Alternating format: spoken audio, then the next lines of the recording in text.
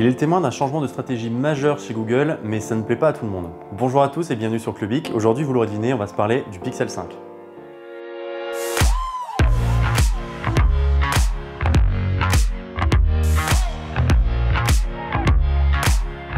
Disponible depuis la semaine dernière, le Google Pixel 5 marque une rupture assez franche dans les habitudes du constructeur. C'en est fini du haut de gamme. Enfin, pas vraiment. Est-ce qu'il suffit d'intégrer un processeur rapide dans un smartphone pour en faire un appareil haut de gamme?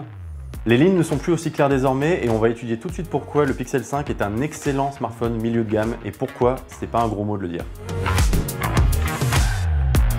Mais alors tout d'abord, c'est quoi le Pixel 5? C'est un smartphone compact de 6 pouces seulement, avec un écran OLED cadencé à 90 Hz et qui, d'après nos mesures, est excellemment calibré. Il est doté d'un SoC Snapdragon 765G, donc qui est, par rapport au modèle précédent, une plateforme de milieu de gamme, on peut dire. Il est également équipé d'une batterie de 4000 mAh, ce qui est pour le coup beaucoup plus élevé que sur le Pixel 4 et qui lui garantit notamment une très grosse autonomie.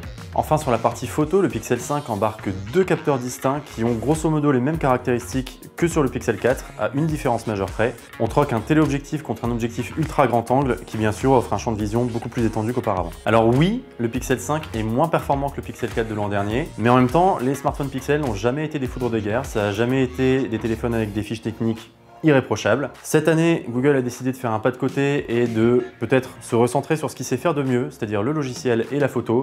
Et sur ces deux points, évidemment, il ne déçoit pas. Même avec des capteurs de très petite taille et faiblement définis, comme sur le Pixel 4, le Pixel 3 ou le Pixel 2 auparavant, l'algorithme de Google arrive ici à obtenir un maximum de détails dans l'image, à réduire le bruit numérique en basse luminosité et au final à produire des résultats super convaincants, parfois même plus que des smartphones avec des capteurs 108 mégapixels par exemple.